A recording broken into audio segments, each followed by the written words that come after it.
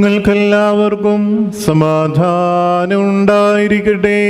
അവിടുത്തെ ആത്മാവിനോട് കൂടെ ദൈവമായ കർത്താവ് ഞങ്ങളെയും യോഗ്യരാക്കി തീർക്കുമാറാകട്ടെ.